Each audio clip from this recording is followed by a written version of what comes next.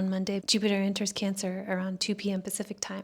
Early in the morning, we have on Monday Mercury squaring Saturn and the moon opposing Uranus. So whatever that is about probably happened Sunday night, and I talked about that last week. Monday is mostly the moon in Sagittarius, much more fun than the moon in Scorpio of last week. That was kind of brutal. And when I come in late on Monday, it's not because I slept in, because the moon trines Saturn early in the day. And this is the moon in Sagittarius trining Saturn in Aries. So something about like needing to get up and move around and address conflict harshly will go well. So Jupiter enters Cancer in the afternoon on Monday, but it's a busy morning. The square of the Venus-Pluto square goes exact around midday, and so does the moon trining Neptune. And Neptune is configured to Pluto by sextile, roughly, right now. So is Saturn. So there's something like you put your finger on one string and the whole web moves. And I thought I talked about Venus-Pluto last week, but maybe not. Something that could be is like, stuff with Pluto is like undercurrents, like power struggles that are not anything you could address on the surface, unless you do find like one major thing that you could bring up. Normally it's a tangle of many things and many issues, and like issues that like people involved don't even know about within themselves. And that's how you create a power struggle. And this is like a square from in the fixed signs. So like nothing is budging here. Wow. Venus has a lot of dignity. Pluto's in the superior position. Pluto's ruler is not very resourced. So that's something, but that could also just mean it's harsh and ruthless. But I bring this up not to be doom and gloom. It's just like anything I say here that like sounds negative. It's like, so when you feel that, and the degree will vary depending on what planets are activated for you right now and what your chart looks like. But when you do feel that, you'll know that you're not doing something wrong. It's just the natural quality of the time. And it isn't just like a Pluto thing. It's a Venus-Pluto thing. So Venus-Pluto things can present traps in terms of pleasures or relating of any kind. Persephone became the queen of hell, but not because she wanted to. And what happened, and who would want to? So with Pluto stuff, there's deep empowerment available, and that, like, maybe if you have an art practice and you're drawing on a long history of something you went through, then that's empowering. That's a way that Pluto can be empowering and healing. But the type of healing and empowerment that Pluto brings is not comfortable, normally. And so something that Venus specifically with Pluto, something that can happen is in the beginning, something can be kind of like the power dynamics can be titillating. That's a pretty good word for the Venus effect when Venus is contacting Pluto. Like it could be, I don't want to say a cheap thrill, but it's like a kind of thrilling in maybe like 50 Shades of Grey way. But it's all fun and games until someone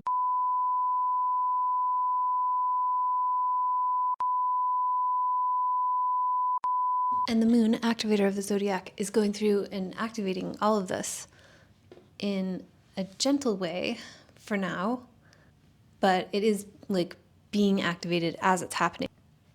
After Jupiter enters Cancer, the moon sextiles Pluto, and then Mercury squares Neptune. So this isn't a great time for Mercury either right now. Mercury squaring Neptune can be confusion. This will be a new worlds are opening up with these outer planets in like having had recent sign ingresses. Mercury in Cancer pinging, squaring Neptune. So now, like when Mercury is in the cardinal signs, it's in axial alignment with Neptune. That means it's like a hard, very noticeable, often harsh aspect. So that changes our whole world. It's not just Mercury is squaring Neptune. It's the nature of all of time is like a continuing, now it's like the cardinal signs, those parts of your life when Mercury moves through them, Mercury stuff happens and you're thinking and talking about that stuff. And now it's like with this blurry, the edges are blurred. It's a gray area. So Monday, not a great communication day if you need clear communication, but probably a pretty good art day.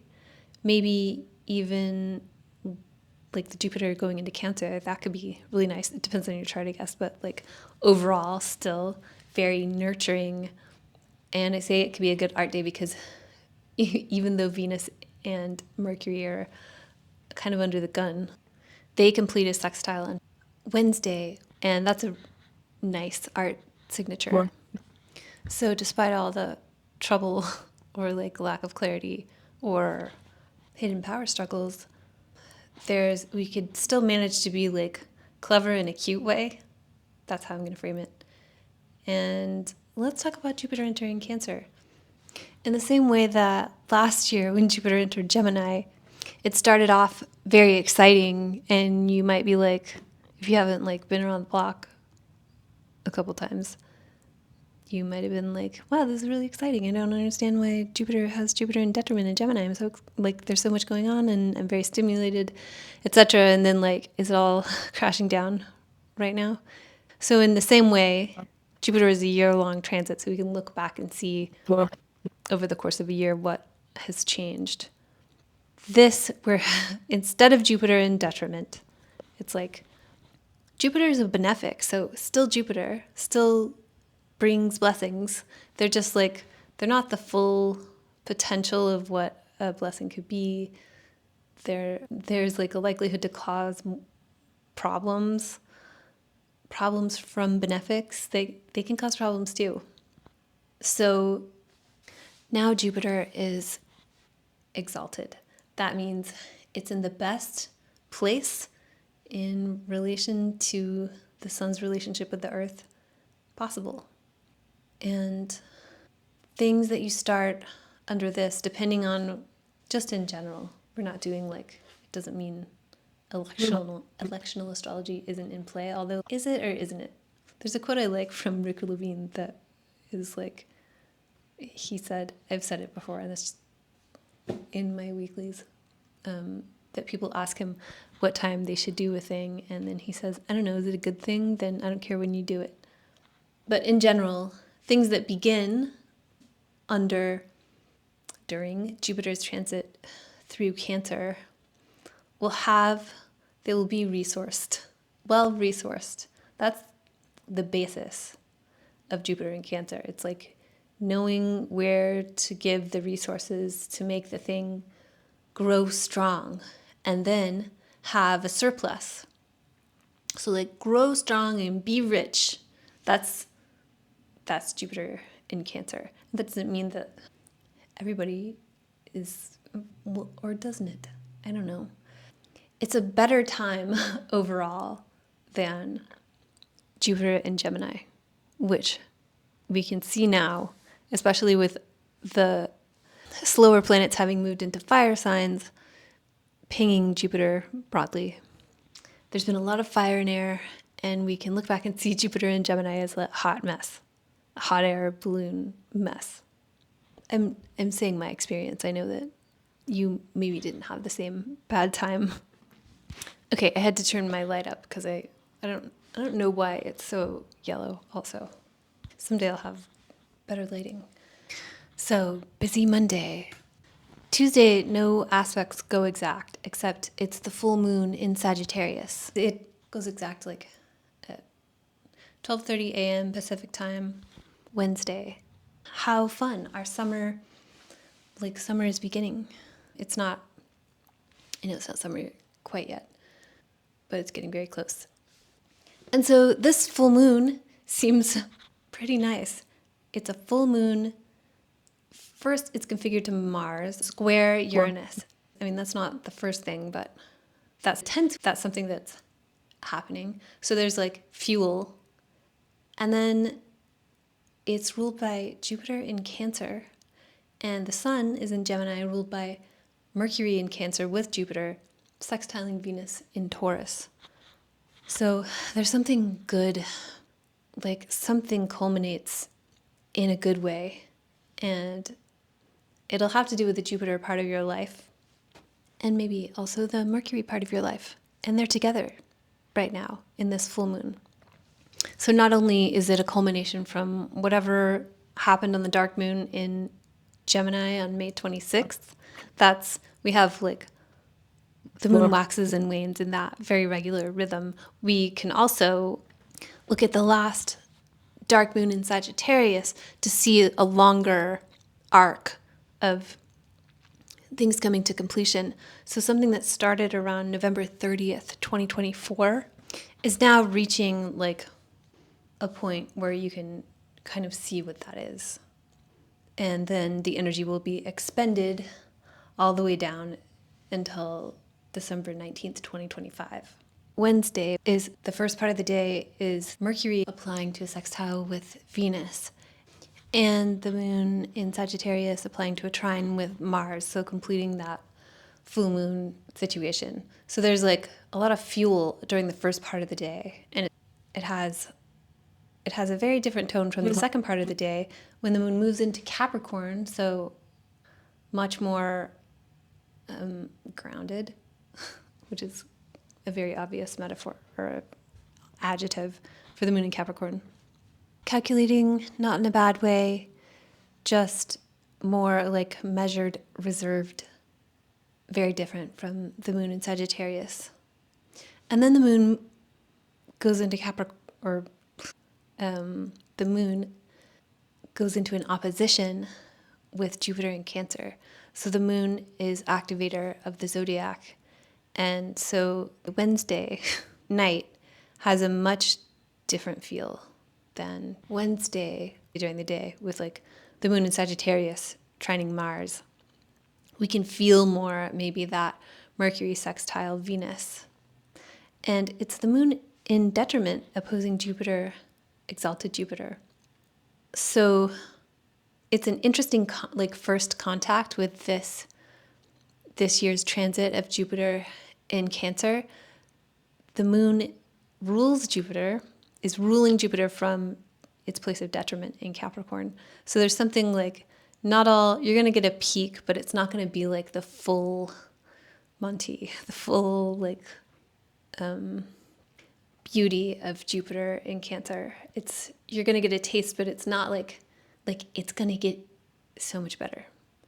And it's also, so not only like it's Jupiter in Cancer ruled by the moon in Capricorn, it's also, it's interesting as a moon-Jupiter opposition. So that's normally can be pretty good, and it will be pretty good, rest assured.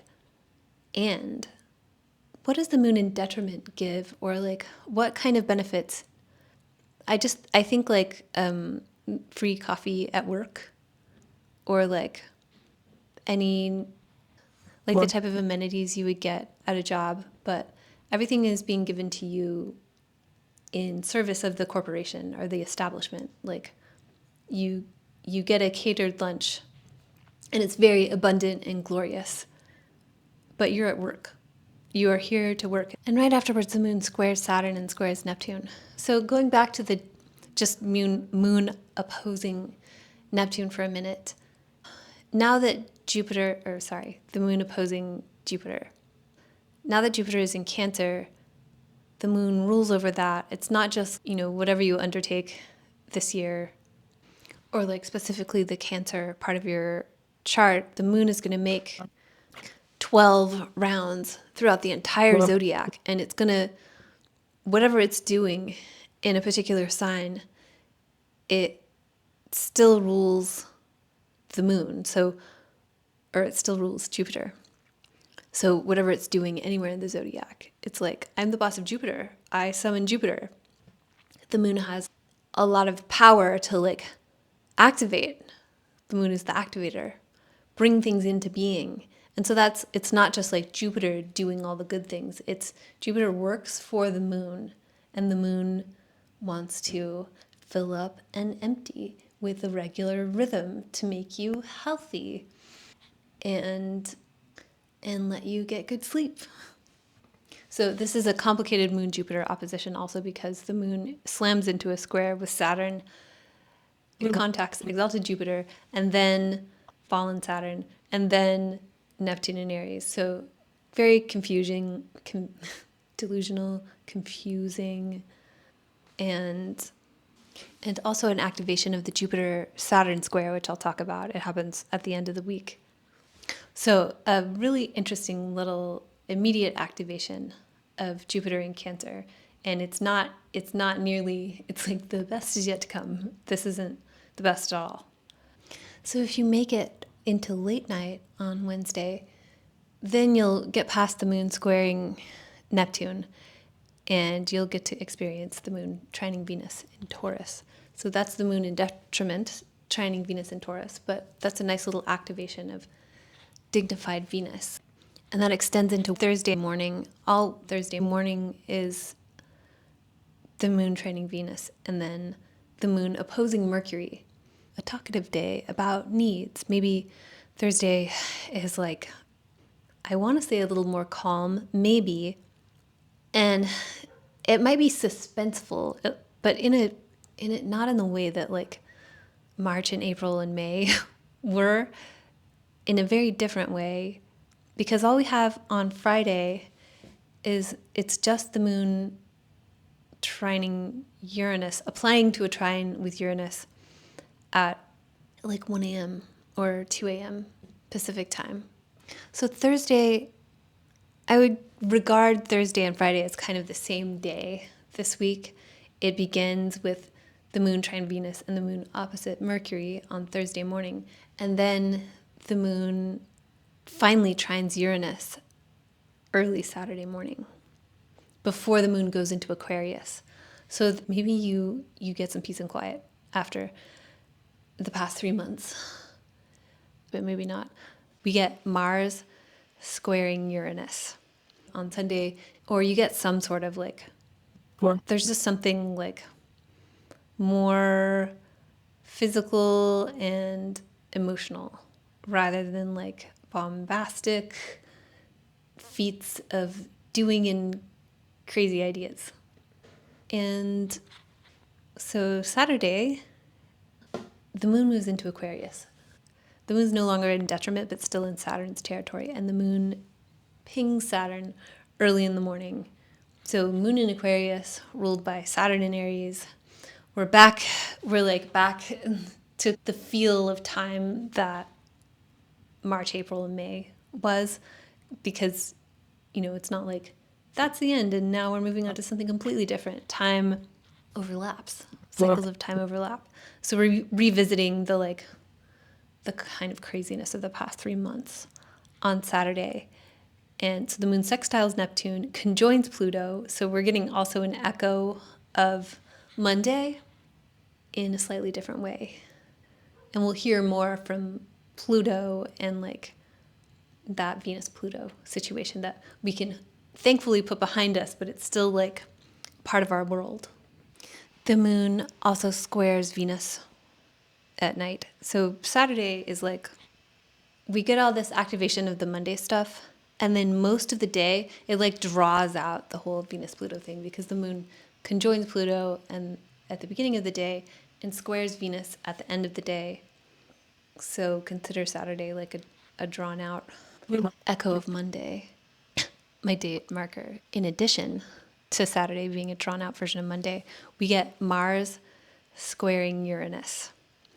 And that can be something explosive. You're getting a little taste of Mars and Taurus frustration, Mars and Leo, lack of budging, and something pops off.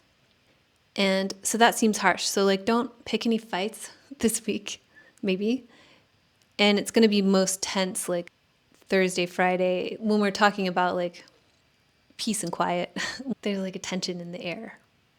And so first thing in the morning on Sunday, Jupiter squares Saturn. And this is another thing that applies all week. And I'll talk about that in a minute.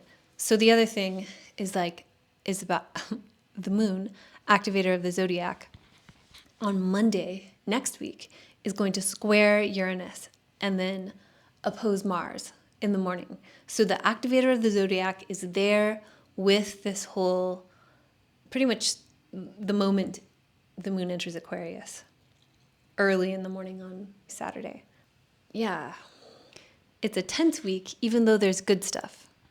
And Jupiter has to get away from Saturn, and we'll be past that this week.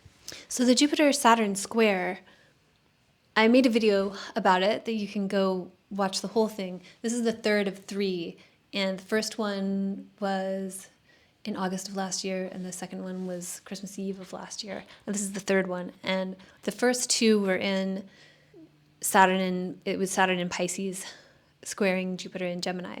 And this one is different. It's Jupiter and Saturn have just entered Aries. And if we think about what was the Jupiter-Saturn square back in 2021, December of 2021, what was happening then? How is this a continuation of that?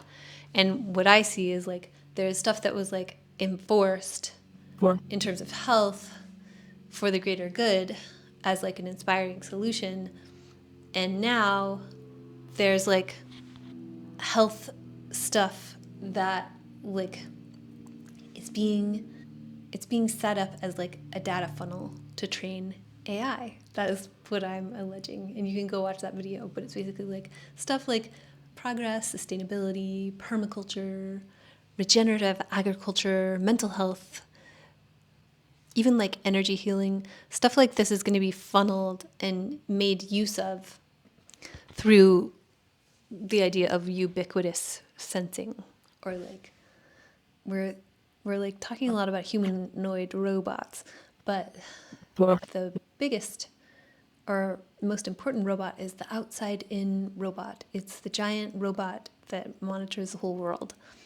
So I think there's like a lot of inspiring stuff around health, and you could see, like I was talking about how in my managed wellness video about these themes, and then there was stuff like in the United States, the idea of MAHA coming through, and that stands for Make America Healthy Again. And there's a lot of great stuff in that, but it's being championed by the blockchain guy. So it's exactly what I was saying. So this is like a third manifestation of this like Jupiter, 20-year Jupiter-Saturn story.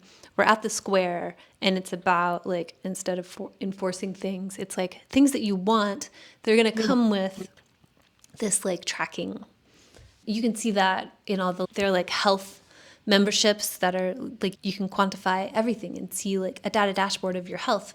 And people have been doing that for centuries without dashboards. It's listen to your body. But if you want to do that, you can. You're just like, they then get your data. And it's really important to bring in artificial superintelligence to have as much data as possible, because it already like read all the books and everything we typed into Reddit or whatever. Like now it needs like real-time human behavioral and biological data. So that's the Jupiter-Saturn square, or my take on it. And this week is tense, so tread lightly, be inspired by better times to come, and remember your Wi-Fi is a camera that can see through walls.